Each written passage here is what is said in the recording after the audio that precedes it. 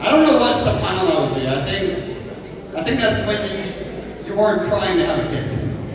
And your wife's like, I'm pregnant. You're like, oh, subhanAllah. Okay.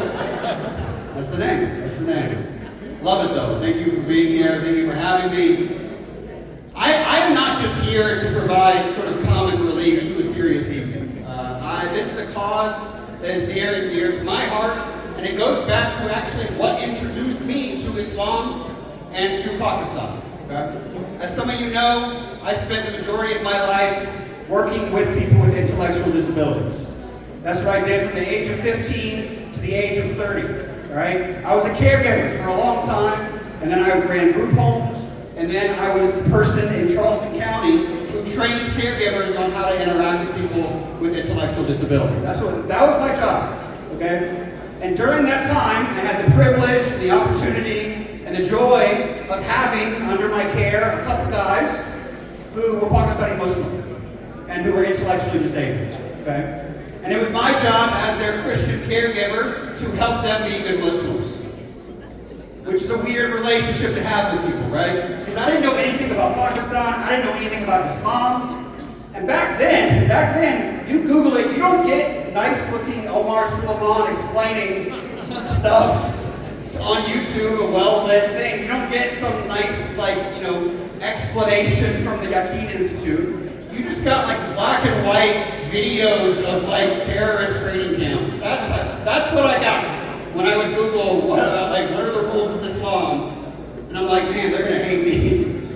They're gonna hate me. They didn't hate me. It was awesome. I loved it. I loved every minute of it. But that's how I learned about Islam. I got paid $9.33 an hour to learn about Islam in order to be a caregiver. All right, that's how much I got paid. And it was interesting because I thought that okay, first of all, one of them was Sunni and one of them was Shia. All right, they both had autism. One of them was Sunni, one of them was Shia. I thought they would argue about that all the time. I thought it was going to be a huge fight every day at the group home. It was not. They didn't care at all. What they thought about, and what I have learned, is the schism. This is the real schism in Islam. It's not Sunni and Shia. It's about whether biryani should have potatoes in it. That was the holy war in our group home. Okay? And raise your hand if you think biryani should have potatoes. Okay. Pro-alu group. Raise your hand if you think it should not have potatoes. Okay. That's a minority. That's a Shia percentage of the audience. I can tell. Okay, it's good. Good to know. It's interesting. So, I don't know if you know this about me, but a few years ago, I had the opportunity to interview Imran Khan. Anyone here like Imran Khan? Okay, you're all under arrest. There's some black Vigos waiting outside for you right now to take you away. No. I like Imran Khan. I interviewed him, and at the end, I was like, Khan Saab, my fans want to know, I have to ask. Biryani.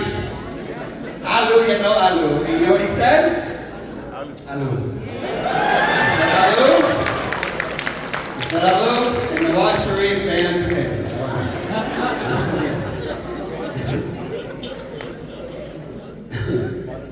I mean, if you go and watch the interview, it's a great interview. It's in English, though, I have to admit. It's in English. I don't know, total... I know enough Urdu to talk to, kids, right? And I had to learn a little bit of Urdu to work in the group home, to work with the guys, especially to talk to their parents who lived in Lahore and stuff. I had to talk to their extended family, not parents, but extended family who lived back home. And I realized, I can't pronounce Urdu, okay? I can't even pronounce the word Urdu. You hear me? Urdu? No. Urdu, right? And I can't speak it unless I have a sinus infection. That's really what helps me speak Urdu, okay? And it's the that I have a problem with. I can't do it. I can't do the like kurta. This is a kurta, right? Kurta, okay, and then kutta. Kutta's the dog, right? And then there's kota. Kota, which is the biryani Lahore. That's what they say. That's what they told me. That's what they serve. That's the meat in there. It's kota biryani. Quanta. Look, in my defense, I've been telling that joke for a little while. I did not know that kutta was a bad word. In Urdu, I just thought it meant dog, and like, oh, dogs. Like, my wife loves dogs, right? And I was interviewed, when I first went to Pakistan, I was interviewed on PTV. I don't know if you've seen PTV, if you watch it, okay, I love PTV.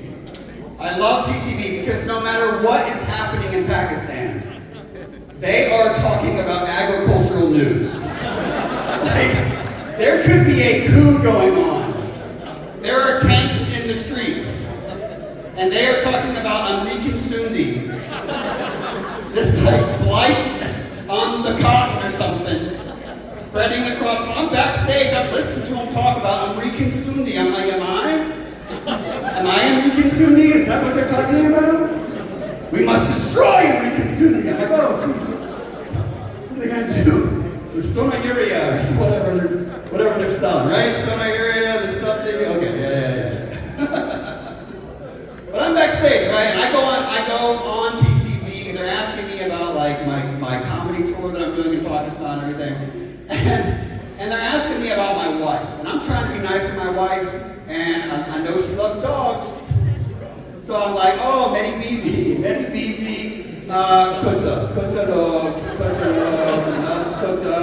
Kutta Shah. She's a dog person. Kutta dog, Many Bagam, Kutta. And they're like, what in the world? Is your marriage okay? I'm like, my marriage is awesome. Like, my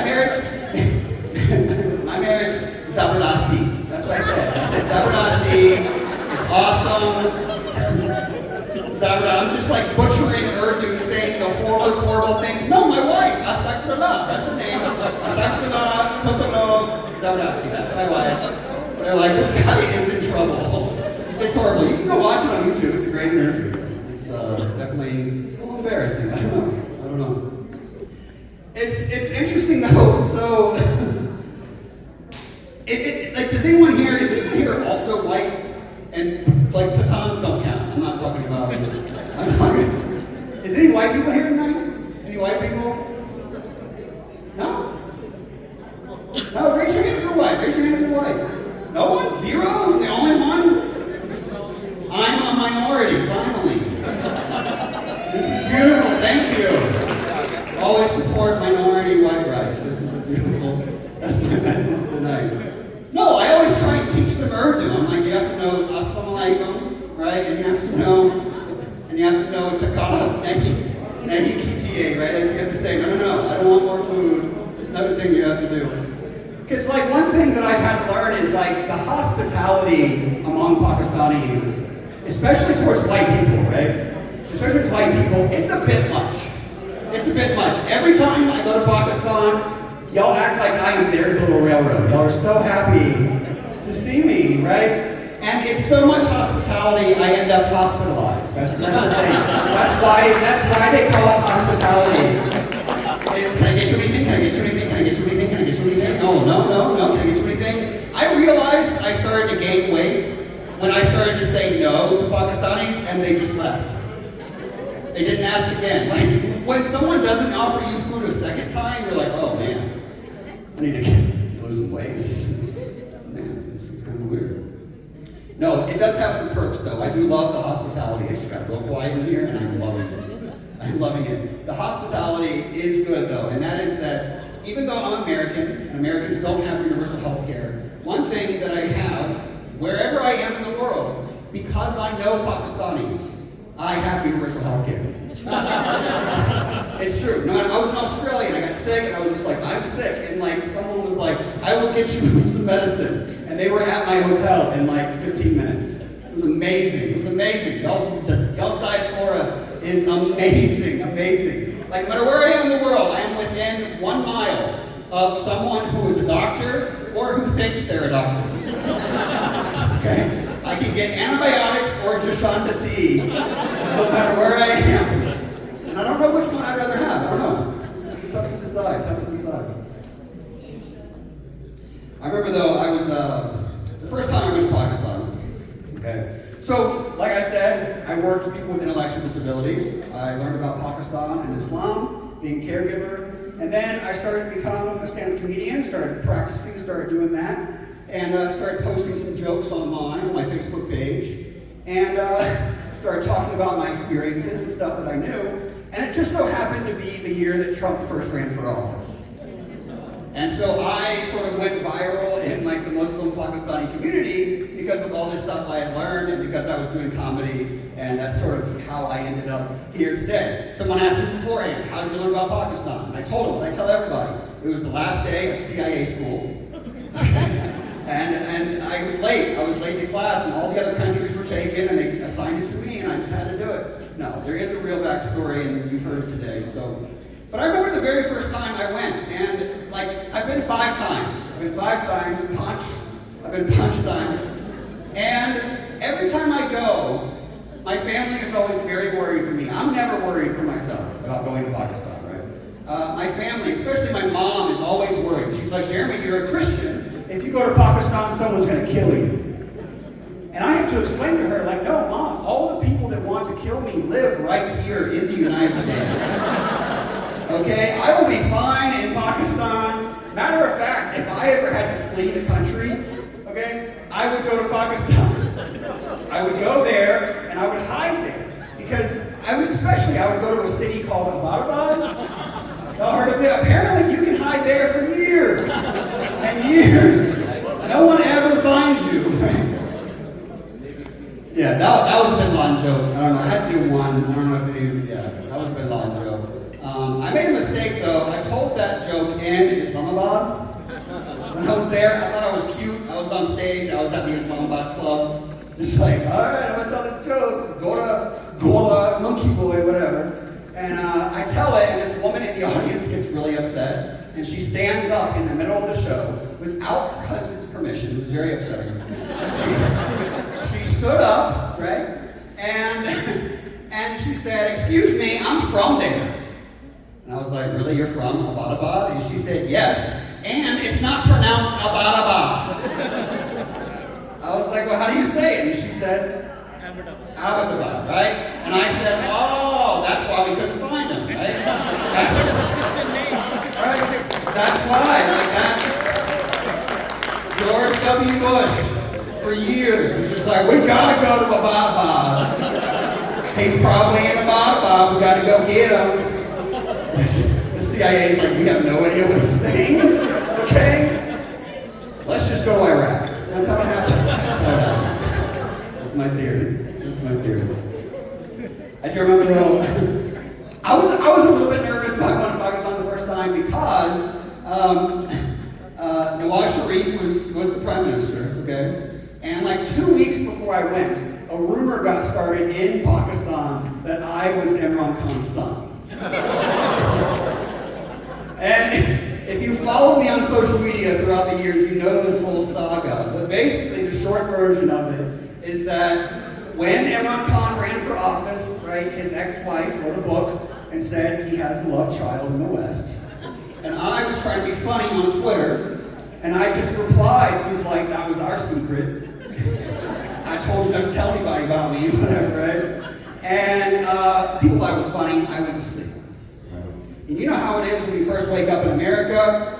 Pakistan has already had a full day. They are in the future, and they are writing you tons of messages, right? Every morning you wake up, WhatsApp is full, right, of just people telling you about the future. And this is what they told me. They were like, you are on Hum News, and ARY, and Geo. I'm like, how am I on there? I wasn't interviewed and everything. No. A screenshot of what I had tweeted got put on a pro-Nawaz Sharif Facebook page with the caption, we found him. And there's just me on Reconsundi, just like, hey, whatever. And they have clips of ARY or whatever. They're like, blah, blah, blah, blah, blah, blah. Blah, blah, blah, I'm Ricky comedian, Jeremy McLellan, and Ron Khan Bates. And I'm like, no. And sure enough, it was like 4 days before I was supposed to go to Pakistan. I got a phone call saying my visa had been declined. Right? And I was like, Nawaz? And so I get on a plane, I fly to my friend Sultan's house in DC. Okay? We get on the phone and we call everybody that he knows in Pakistan who might know someone, or whatever, okay? And we somehow get a hold of Nawaz Sharif's secretary. And we explain this entire story, okay? He says, I'll see what I can do. The morning comes, I go to the embassy, they stamp my visa, or I stamp my passport with a visa, I go to the airport, barely make my flight, and I go to Pakistan, right? Barely made it, and this is true, on the flight to Pakistan, Nawaz Sharif was removed from office. I am in the air, and I find out with my visa, right? Finding out that Nawaz Sharif had just been removed from office, and I realized that Nawaz Sharif's last act of corruption was getting me my visa to go to Pakistan. So thank you. Didn't even have to buy him a watch. You know, I'm just so thankful for that. So I've been around Pakistanis and Muslims for I think the majority of my life now, and I love you. And when I grew up, I didn't know a lot about you guys, and I had a lot of negative, false stereotypes about you. Okay. Now that I'm older and wiser, I have just as many stereotypes about you, but they're more true. That's what life is. Just replacing your false stereotypes with true ones. That's what I've done. So here are some stereotypes that I have about you, okay? Here's some stereotypes I have about you guys. One is, well, okay, all of these fall under a category I like to think of as only for God. Only for God. There are things that you guys do only for God. And everybody else, the exact opposite. Okay? Example number one, I know you can be on time. I know you can be on time. What time was Maghrib? No, 7 o'clock. No, exactly? 6:55. 6:55 exactly. You show up at 6:56, you got to do extra prayers or something. I don't know your rules or whatever. Okay, 6:56, okay? Yes, 6:56. Then I ask, what time am I performing? Oh, sometime between 6 and like 10 a.m., like tomorrow, like next Thursday, right? Like sometime, it's Muslim time. It's all an illusion, right? What time is Maghrib? 6:55. Like, okay. You are on time just for God. That's it. Everybody else, Muslim time, okay? Okay. Number two, this is the second thing you do only for God. I know you can form straight lines. Okay? I know you can do it. I know because I learned how to pray Salat, so I can be a good caregiver to some guys and help them pray Salat, okay? So I know you can form straight lines, okay, foot to foot. I know all the rules, okay? And then it's time for dinner, and it's just chaos. There's no lines. It's chaos. There are so many. Every meal, there are so many gaps for shaitan in the line. So many, okay? Every time I see it, I'm like, there's no way they did 9/11. There's no way they got, what is it, 19? There's no way they got 19 people to show up at the same time with the same, like, idea of what to do. I don't know. I think they started out with 100 hijackers, and those are the only ones who came on time. That's my theory. It's my theory. If you're filming, don't post this online. I don't know. Number three, generosity. You are the most generous people I have ever encountered in my entire life. Today you gave over $100,000 to KDSP. Give yourselves a round of applause. You are so generous. But whenever it's time to talk about how much I get paid, oh, nay, we have no money. I'm not even talking about KDSP. This is universal. This is a universal thing. We have no money, we are a non-profit, we have nothing. What's your, yes, it's, yes. Money spent on Jeremy does decrease wealth. It decreases wealth a lot. So don't give him any money. It goes down more if you do that. That's what it says. Oh, man. What's that? Would be installment. You pay me in installments. Okay. Like for every syllable of the Shahada. You pay me a little bit more until I go, oh, okay. That's what I'm on to you.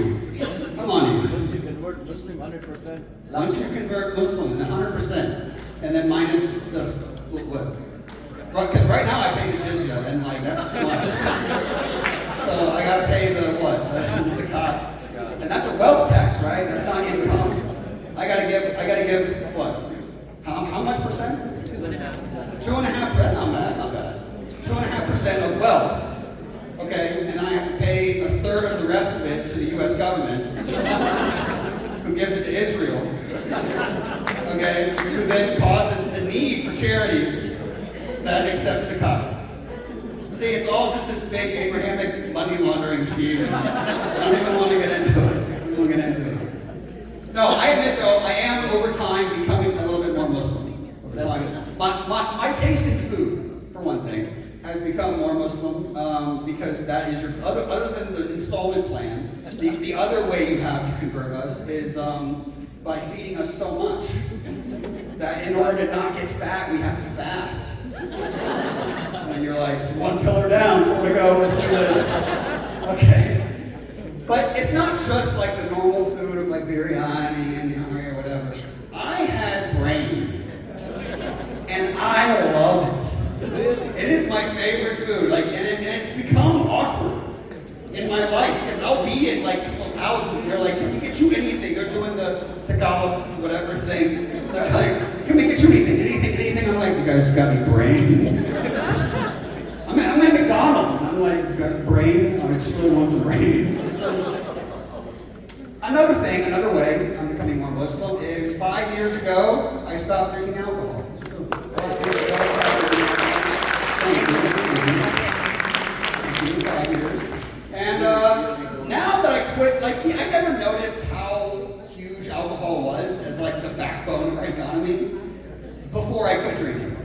Now that I quit drinking, I see it everywhere. It's pushed on people all the time. It's weird if I go to people's houses and I'm not drinking alcohol. I'm just like the weird guy. It's weird. And I noticed this a lot in Australia. I was in Australia, and there's a lot of you there. There's a lot of you guys there in Australia. You're everywhere. And it's like people are speaking Urdu with Pakistani. No, they're speaking Urdu with Australian accents, which is weird. And they're like, "Yeah, sorry. हमारे साथ चलेंगे, mate." Okay. All right. Okay, mate. It's hard to take it seriously. It is.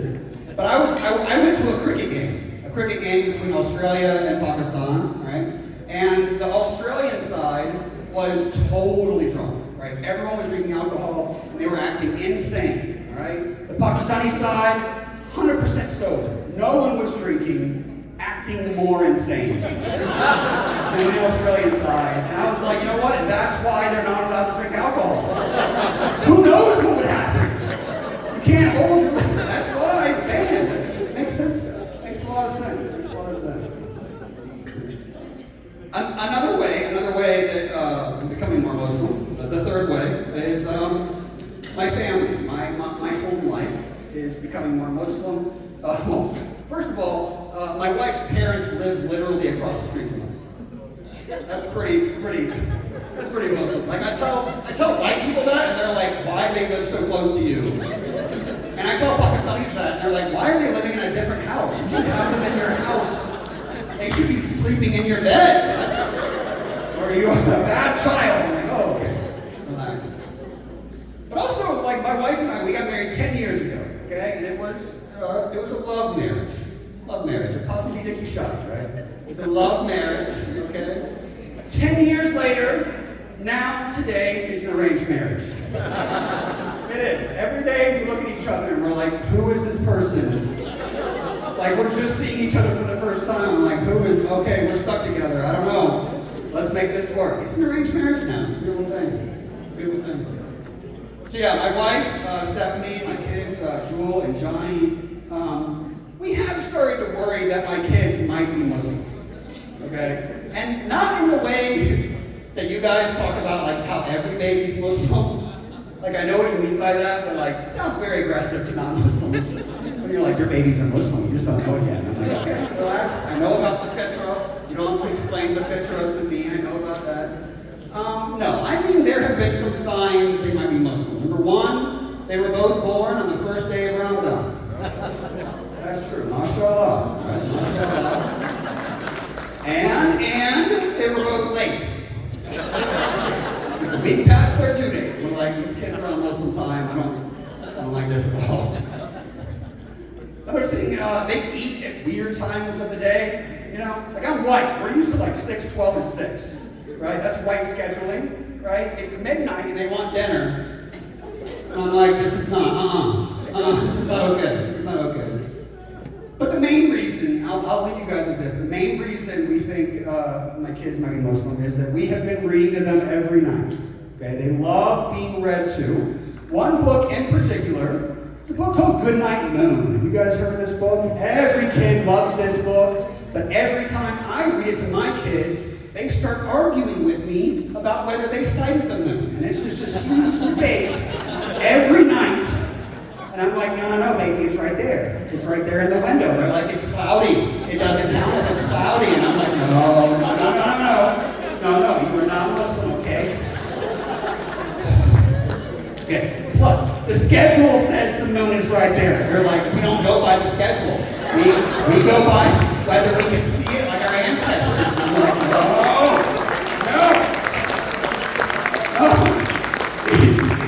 These Salafi babies, no. This is a Maliki household, okay? I don't even know what these words mean, okay? Forgive me. Okay. Isna says the moon is right there. We don't let Isna tell us what to do. They don't override God. I'm like, okay, all right. How do we resolve this? Here's what we do. Every night after we argue, we just go across their room, pick up a toy phone, and call a Saudi baby. Okay, and ask him if he saw the moon. If he did, it's there. Because they control everything. Anyway, Jazakallah Khair, that's my name. Jazakallah Khair. Jazza for short. There you go. Jazza for short. Thank you so much. Allah Hafiz.